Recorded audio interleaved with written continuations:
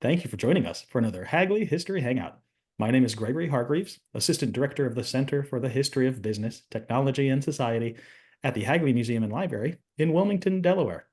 Now, as you know, during these history hangouts, we like to bring you some of the great work being done by folks who have used the historical collections held in the Hagley Library, especially scholars who have received support in the form of research, grants, and fellowships of different kinds from the Hagley Center. One such scholar joins me today. Madison Krall is an assistant professor of communication studies at Seton Hall University. Madison, thank you for joining me today.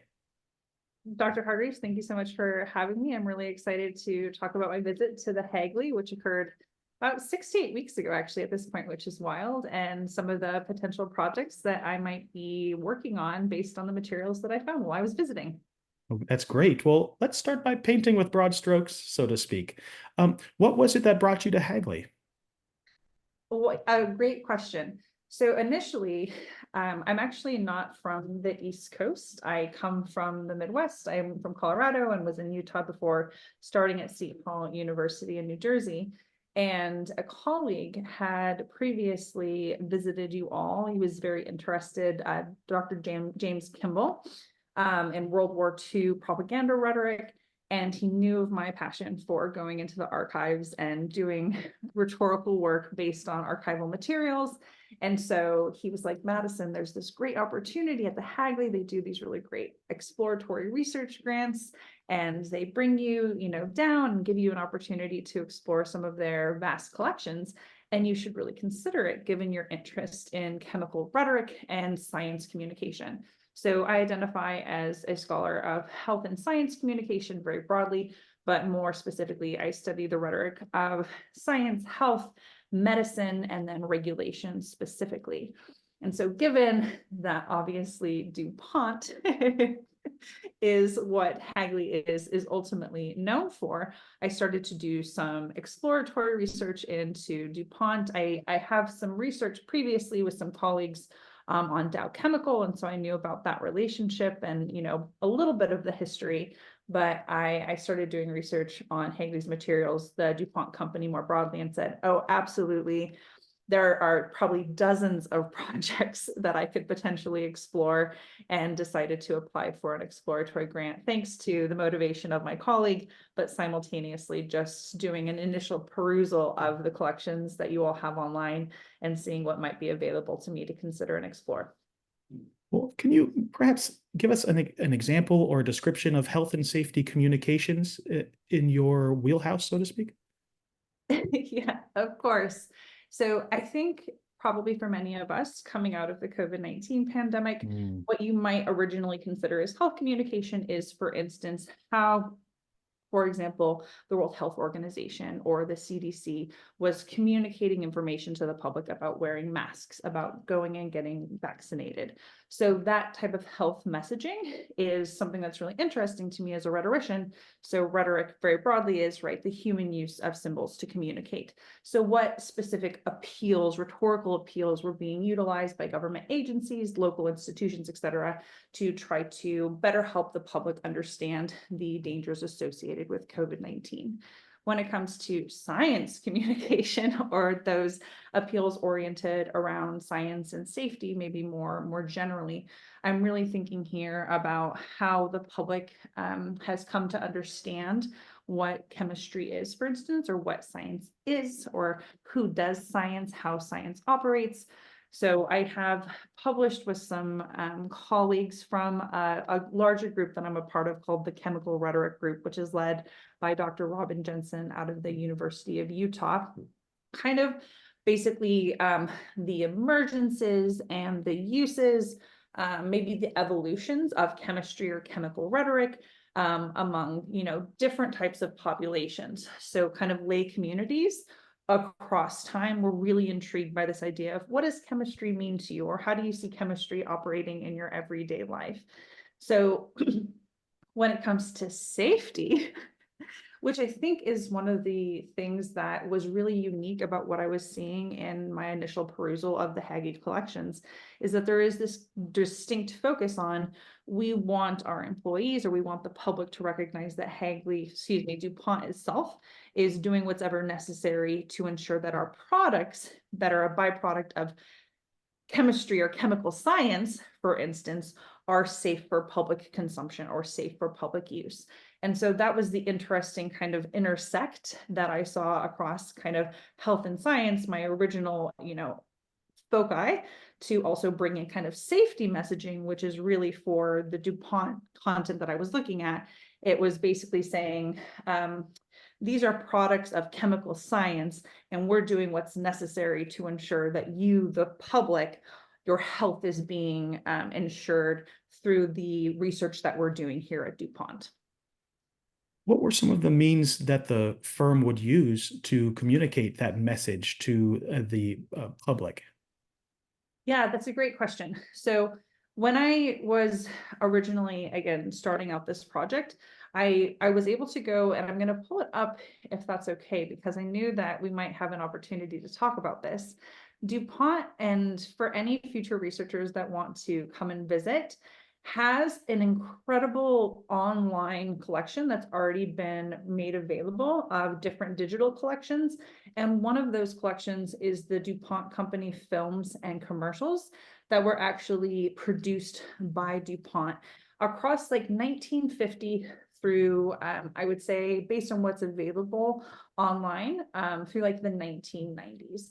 And so for me, I'm really interested in my own research about how at the turn of the 20th century, we started to see more usage of industrial chemistry, and basically like how popular texts, how commercials, advertisements, for instance, might start talking about chemistry and chemical products. And DuPont, in fact, was also trying to do this through films, through commercials themselves, so media content. So as a scholar, we can't avoid media. It's so important for us to consider a media at this point. So for instance, the one that really struck me that I was really interesting is a DuPont commercial featuring Haskell Laboratories, which I mentioned previously. It came out in 1950. And the brief abstract provided by Hagley says, depicts many products created from the chemicals made by DuPont. And in this actual video, the narrator does present a photograph of the Haskell Laboratory for Toxicology and Industrial Medicine. And then they go through different scenarios that explain the work that's actually done in the laboratory to ensure the safety of the consumer. So one of my favorite moments from this particular commercial from 1950 is they talk about nylon, right? And so nylon rayon are these chemical products that have been developed by DuPont. And they say, before we released nylon to the public, we actually had 8,000 female volunteers come in and wear nylons or put strips of nylon on their persons for a week to make sure that they didn't have any negative reactions. And so situations like that, where they're using a vernacular science vocabulary while simultaneously presenting, these are some of the strategies that we ourselves are doing as scientists in a laboratory to ensure the safety of you, the public. And so that's just one example across time. There's also some really great commercials on Teflon that show up a little bit later on, asbestos, for instance. And so how not only the employees that are working for DuPont are being educated on the chemical dangers associated with certain chemicals, but ultimately these commercials were meant for a larger public who might be concerned about chemical science and some of the uncertainties associated with products that they're not familiar with. Do you think this was an effort at transparency or more an effort of, public relations? That's a really great question too. If I hadn't visited Hagley, I would probably have been very inclined to say that this is a PR, initiative. And one of the records that I did actually locate when I came to Hagley was the Public Affairs Department records, because I was really interested in kind of seeing what their public relations department was doing. And there's so much material. I definitely have to come back to be able to go through all of it. But after visiting Hagley, I'm much more inclined to feel like at the core of what the company was doing, because of its history with the gunpowder, or because of safety regulations and its history with gunpowder use and how it needed to prioritize the safety of its employees long term. Safety was really, really important to DuPont and had been since its origin in that, 1802, I believe, correct me if I'm wrong. Mhm. So some of the additional records that I was able to locate that actually fall outside of what my original motivation was for coming to Hagley. So records from the 1920s and even a little bit earlier showcased to me that there were significant efforts being done within DuPont to prioritize the health and safety of not only their employees, but also of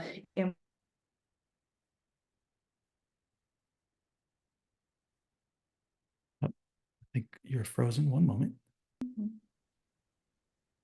All right, well, we're back after minor technical difficulties. So Dr. Krall, you were saying that safety has really been an important part or had been part of the DuPont company culture for a very long time. Could you perhaps pick up where you left off there? Yeah, absolutely. So originally, you had posed a great question about if it was mostly PR motivated. And I think that, yes, of course, there is a PR component because DuPont was trying to sell a product, even though they were selling most of their chemical content to other manufacturers. I think that based on what I was able to see when doing my archival work, that one of the kind of core ethos components for DuPont is this emphasis on safety, which is likely tied to obviously the history of the gunpowder industry, which DuPont is ultimately known for. And so when I was going through the employee relations department records, for instance, and this takes us back to kind of the early 20th century, which wasn't my original goal, but when I was looking through what was available, I said, Madison, you need to look at these materials.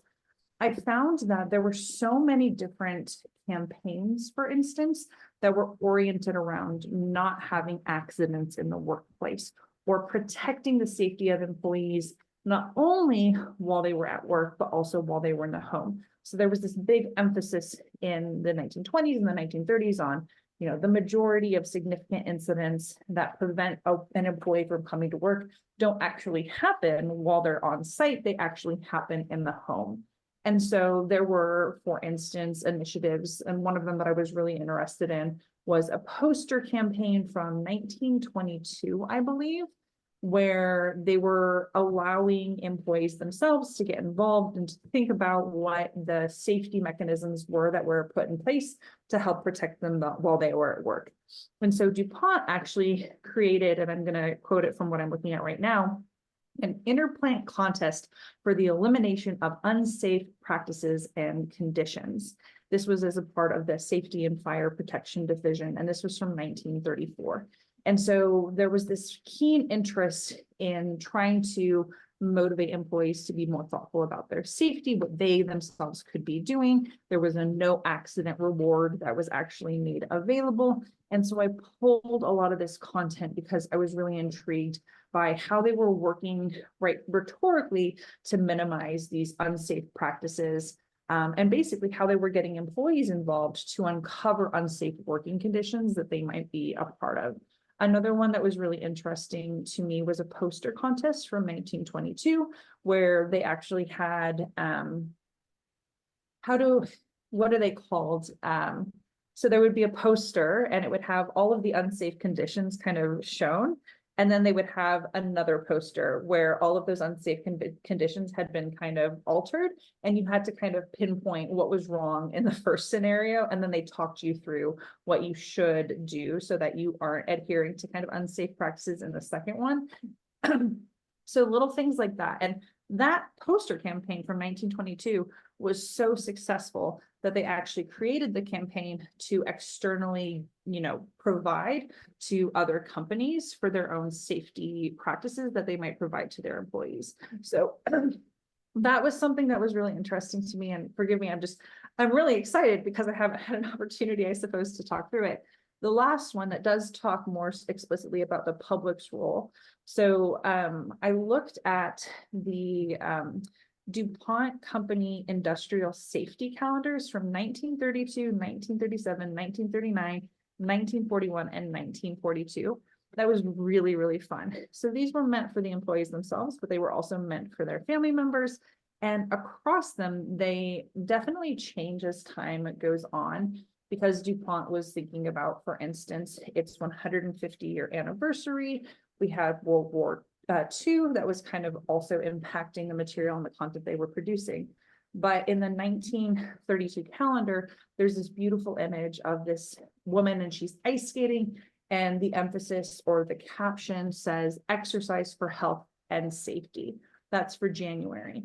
And the content as a part of this calendar, which is coming from, I would imagine maybe a president at DuPont or something, says, a challenge to the nation. The death by accidents of almost 100,000 persons in 1 year in the United States is a challenge to the resourcefulness of the nation to devise measures to eliminate this disastrous loss, both of economic assets and of precious human values.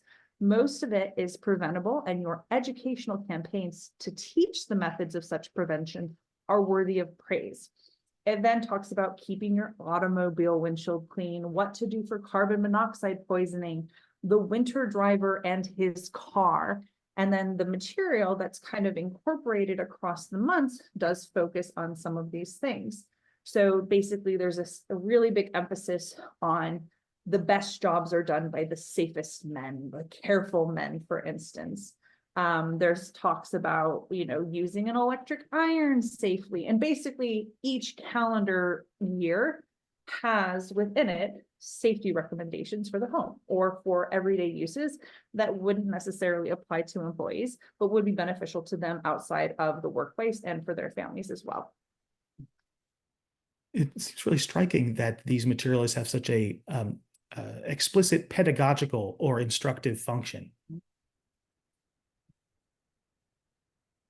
Sorry, would you repeat the question? I apologize. Well, it seems really striking how these materials have such a distinctively pedagogical or instructive function.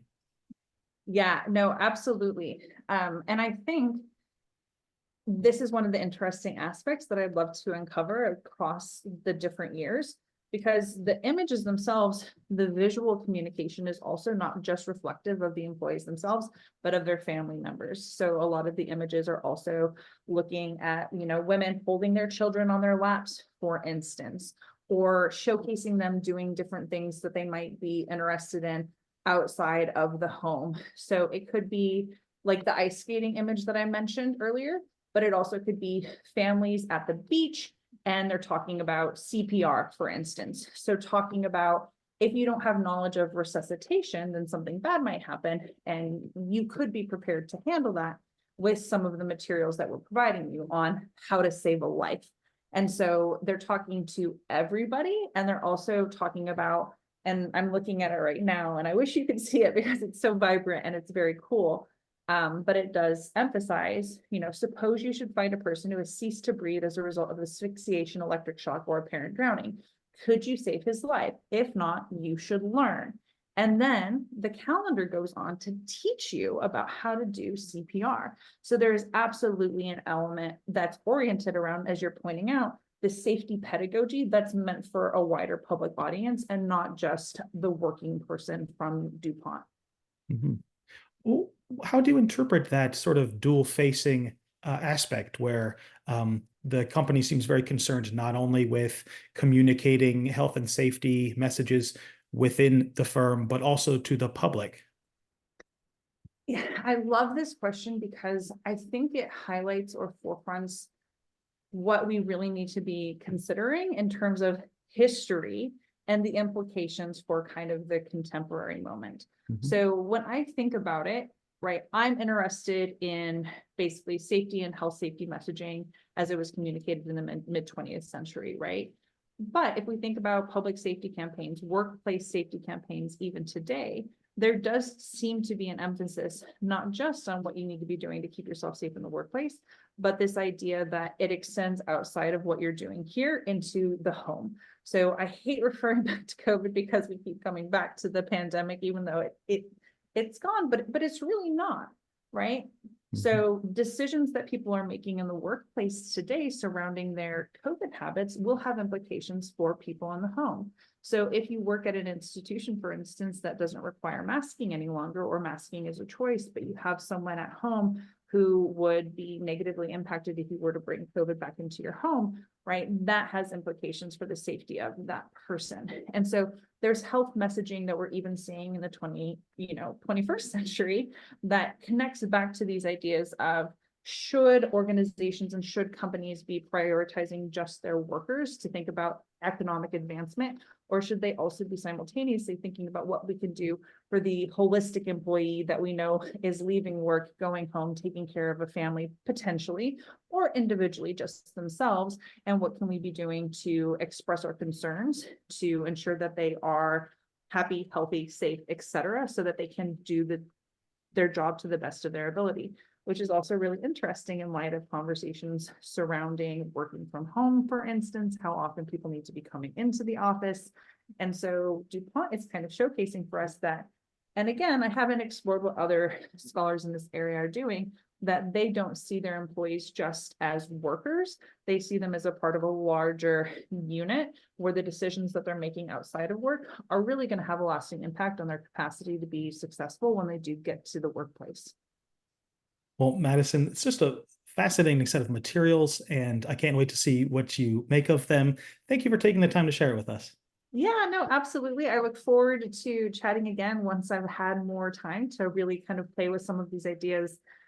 Like I said, I think safety messaging, I think chemical rhetoric, health and safety awareness just in general is a really important topic. And I really love the idea that we can engage with the rhetorical history of some of these materials from locations like the Hagley to really think about the lasting impacts of discourse on how we think about ideas surrounding health, safety, science, communication, even today.